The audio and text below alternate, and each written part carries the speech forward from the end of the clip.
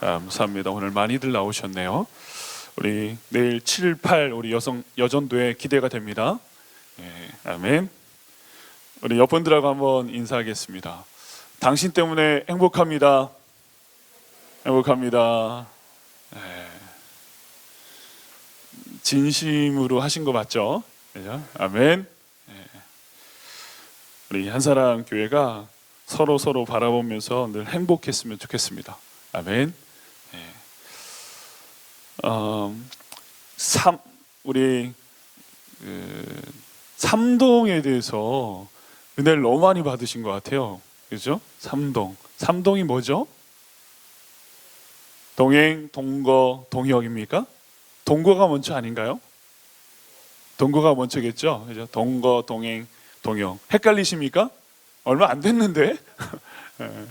오늘 공교롭게도 오늘은 30입니다. 30. 공간, 공감, 공명. 한번 따라해 보시겠습니까? 공간, 공감, 공명. 이게 더 어렵네.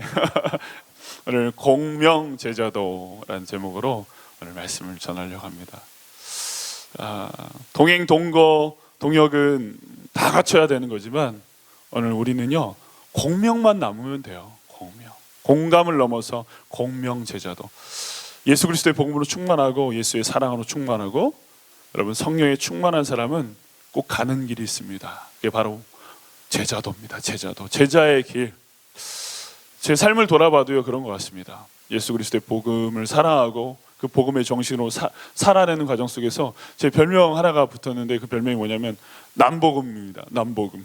제가 머무는 공동체마다 저를 아주 부끄럽게 만들었던 그 별명이 남복음입니다. 남크로스 이렇게 불러졌는데 여전히 부끄럽고 여전히 부족하지만 그 별명이 싫진 않습니다. 너무 영광스러운 이름이죠. 그 복음을 쫓다 보면 우리에게 나타나 보여지는 것이 있는데 바로 제자라는 거예요. 제자도. 오늘 이 아침에 제자도에 대해서 이야기할까 합니다. 제자도를 풀어낸다는 거 정말 어렵습니다.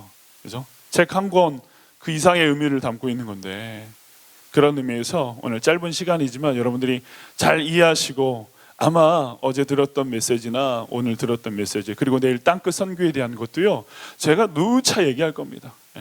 깃딱지가 앉을 정도로 되뇌이고 되뇌일 것입니다. 그래서 오늘 여러분들이 그래도 이 아침에 제자도의 한 파트이고 이 단면이지만 전모일 수 있는 공명 제자도 오늘 이 말씀 앞에 새롭게 반응하는 그런 시간 되었으면 좋겠습니다. 남편과 아내가 아침에 산책을 하고 있었습니다. 산책을 하면서 어디서 커피 향기가 나는 거예요. 아주 구수하고도 아주 먹고 싶은 그 커피 향기가 나는 겁니다. 아내가요 그 남편에게 이야기합니다. 여보 커피 향기가 너무 좋다. 또 우리 남편이 이야기합니다. 맞아 저 집 커피숍이 집세가 엄청 비싸대. 아내가 깝깝한 마음에 한 2발짝 더 뛰고 다시 한번 얘기합니다. 여보 우리 친구가 어제 저 커피숍 갔는데 커피가 기가 막히다네. 이런 얘기를 하는 거예요. 그랬더니 남편이 뭐라고 할까요? 맞아 저 집 바리스타가 최고래. 여러분 남의 일 같지 않죠? 그죠? 남편은요 지금 커피숍 이야기를 하고 있는 거고요 아내는 커피 얘기하고 있는 겁니다. 아내는 커피를 먹고 싶다고 하는데 남편은 커피숍 얘기를 계속 하고 있는 거죠. 여러분 이게 남자와 여자의 차이라고 합니다. 남자는 집 이야기를 하고 아내는 가정 이야기를 한다는 거예요. 아내는 공감하기를 원하는데 남편은요 공감만 같이 있어도 공감이라고 착각한다는 것이죠. 이게 남자와 여자의 차이예요. 분명한 것은 여러분 그 안에 차이가 있지만 우리가 가야 될 궁극적인 그 목표점은 공감이라는 거예요. 공감. 오늘 말씀의 이 두 제자가 그렇지 않습니까? 엠마오로 가는 이 두 제자. 여러분 예수님이 따라 붙었어요.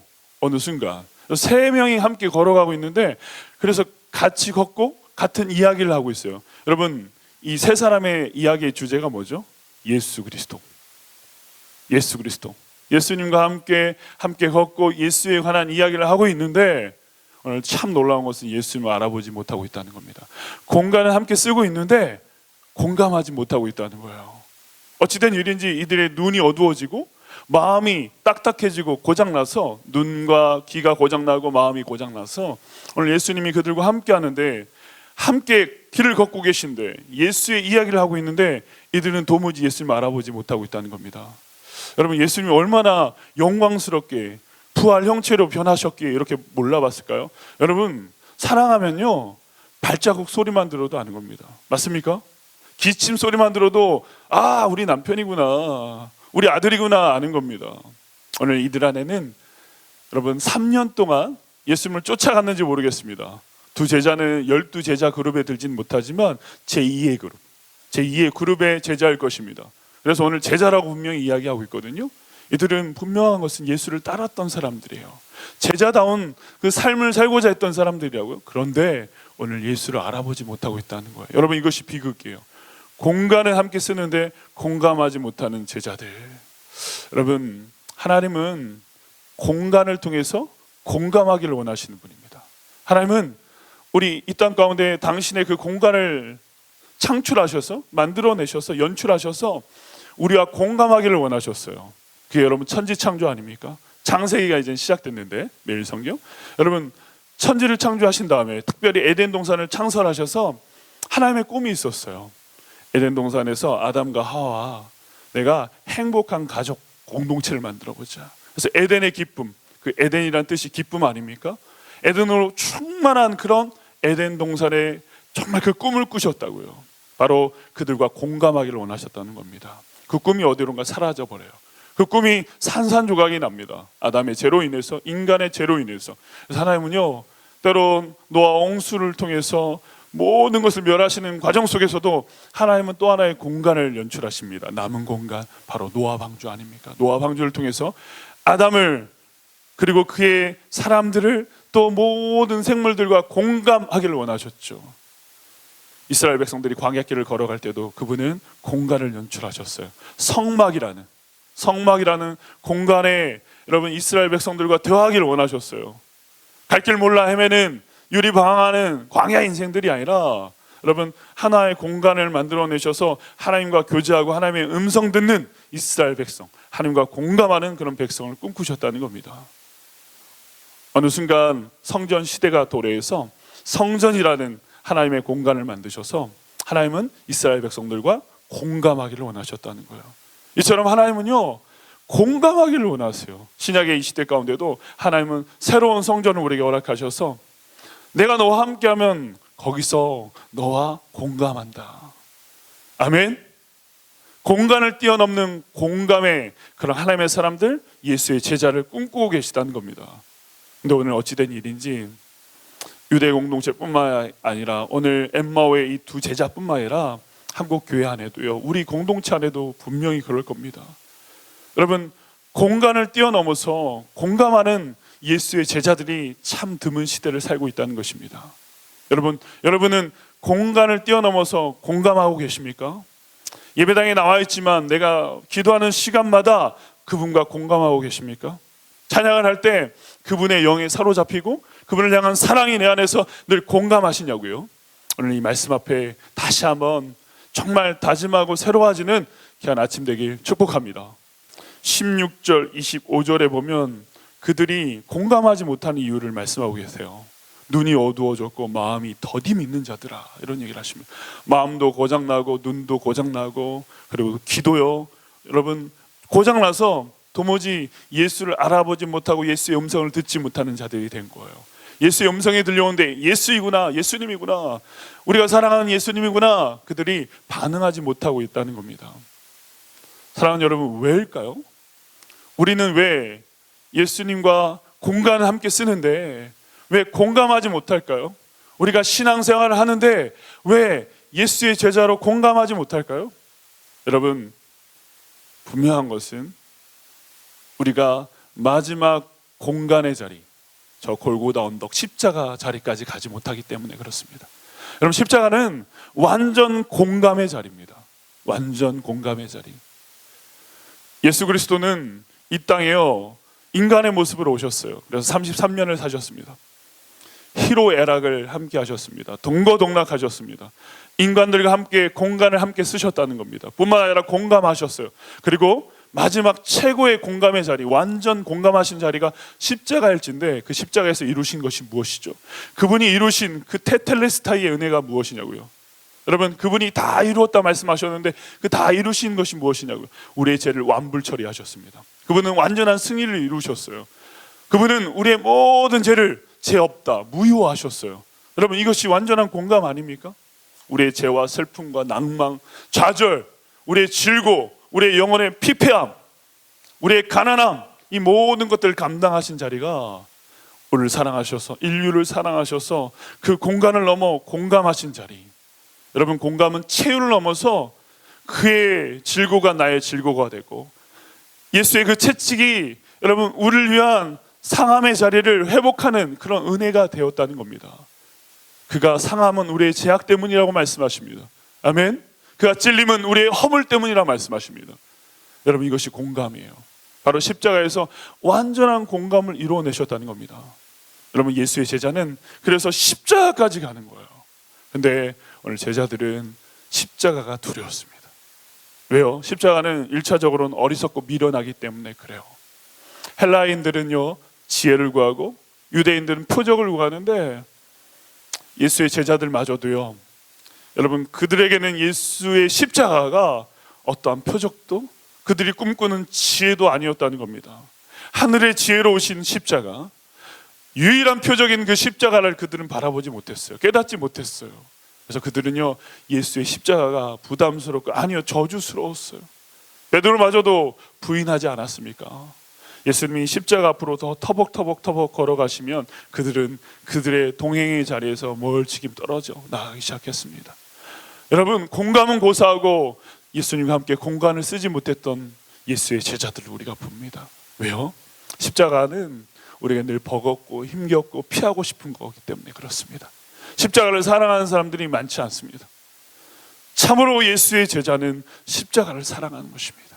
날 위해서 목숨까지 내어주신 그 공감의 자리, 나의 모든 것들을 사랑하신 그 자리 가운데 나아가는 우리 한사랑 공동체 모든 제자들 되길 주며 축복합니다. 여러분, 바로 거기입니다. 십자가까지 나가는 것입니다. 그게 바로 공감의 제자가 되는 거예요. 그럴 때 여러분, 오늘 예수님과 함께 동행하는 이 과정 속에서 예수님과 떡을 떼는 순간 눈이 밝아집니다. 계한이 일어난 겁니다. 영적 계한이 일어나서, 아, 예수님이다. 여러분, 이게 공감이에요. 말씀을 읽는데, 여러분, 내 삶의 자리 가운데 그분을 찾는데, 여러분, 피상적인 여러분 그런 신앙의 자리가 아니라 그분을 날마다 느끼는 겁니다. 그분이 날 왜 부르셨는지, 주님을 향한 내 사랑이 내 안에 지금 그 온도가 어떠한지 날마다 여러분 공감하며 살아가는 우리 모두가 되었으면 좋겠습니다. 눈이 밝아지고 또 귀가 열려져서 주의 음성 들을 뿐만 아니라 내 마음 가운데 주님이 날마다 함께 하시는 것을 경험하는 그 공감의 자리, 여러분, 그 공감의 자리를 날마다 누리는 우리가 되기를 원합니다. 여러분, 공감하는 자는 여러분 공명이 일어나는 것이에요. 오늘 우리가 읽은 말씀, 우리 다시 한번 공감하는 제자들의 모습 한번 요것만 한번 봅시다. 32절 같이 한번 읽겠습니다. 시작. 그들이 서로 말하다 길에서 우리에게 말씀하시고 우리에게 성경을 풀어주실 때 우리 속에서 마음이 뜨겁지 아니하더냐고. 아멘. 여러분, 그들이 공감이 일어나고요, 드디어 예수의 제자답게 공명되고 있는 겁니다. 예수님이 말씀하셨던, 예수님이 그 성경을 풀어내실 때 그들 마음 가운데 여러분 전에 느끼지 못했던 제자의 불이 임한 것입니다. 오늘 그 마음이 정말 뜨거워지기 시작했던 거예요. 여러분, 하나님의 사람에게는 불이 있어야 되는 것입니다. 하나님의 사람에게는 여러분 하나님을 향한 갈망이 있어야 되는 거예요. 간절함이 있어야 되는 거예요. 우리 삶이 여러분 마라톤 맞습니다. 신앙이 마라톤 맞습니다. 그러나 진짜 예수의 제자는 날마다 주님 사랑하는 마음으로 여러분 날마다 갈망하는 것입니다. 사모하는 것입니다. 내 마음의 온도를 날마다 체크하고 여러분 공간을 넘어 공명의 자리까지 나가는 우리 모두가 돼야 된다는 것입니다. 찬양을 드릴 때, 예배를 드릴 때 내 마음이 뜨거운지 확인하시는 여러분 되셨으면 좋겠어요. 주를 향한 나의 사랑이 지금 정말 뜨거운지 날마다 돌아보는 여러분 되셨으면 좋겠습니다. 예수의 제자는 공명되는 것입니다.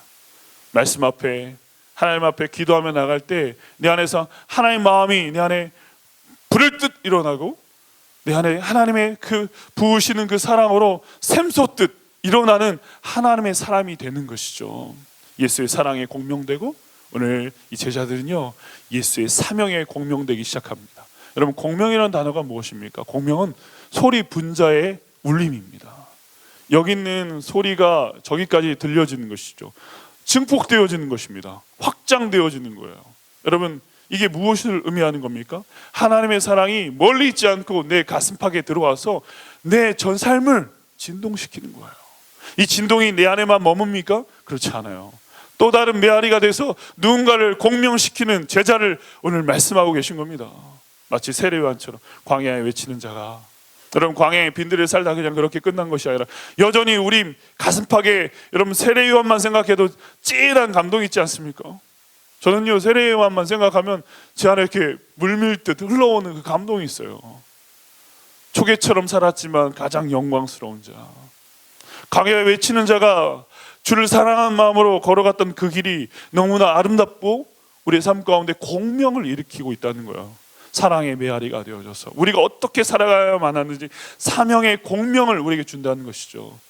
사랑하는 여러분, 오늘 엠마오로 터벅터벅 걸어가던 실망과 시리에 빠져서 낭만함으로 저 고향 땅으로 돌아가고 있던 이 두 제자가, 여러분, 예수를 만나고 예수의 사랑에 공감하고 예수의 사명에 공명되어져서 유턴을 합니다. 돌이킵니다. 그리고 다시금 예루살렘으로 가요. 여러분, 예루살렘은 예수가 죽은 자리예요. 예수가 실패한 자리라고요. 다시 그 자리로 가는 것입니다. 여러분, 예수의 사랑에 공명된 사람은 예수가 죽은 자리로 돌아가는 거예요. 예수의 십자가 자리로 돌아가는 것입니다. 그리고 죽은 예수를 논하는 것이 아니라 부활하신 예수를 만나고 부활하신 예수를 증거하는 인생으로 다시 태어나는 것입니다. 여러분, 이것이 제자예요. 이것이 공명 제자라는 것입니다. 내 인생 가운데 그분이 주신 사랑에 공명되고, 그분이 내 삶 가운데 바톤 터치하신 그, 여러분, 복음의 사명을 내 가슴에 담고 예수의 제자처럼 예수의 사명을 감당하는 거룩한 공명 제자 되어주시는 한사랑 공동체 되길 주님으로 축복합니다. 여러분, 이 시간 우리 기도하며 나갑시다. 우리 이 찬양 한번 할까요? 아버지 사랑합니다. 아버지 경배합니다. 아버지 채워줘서 당신의 사랑으로. 찬양 가사말 여러분 되게 쉽습니다. 이 찬양 한번 우리 되뇌이면서 주님, 예수의 제자 되길 원합니다. 우리 간절한 마음으로 한번 기도하며 나갑시다. 아버지 사랑합니다. 아버지 사랑합니다. 아버지 경배합니다. 아버지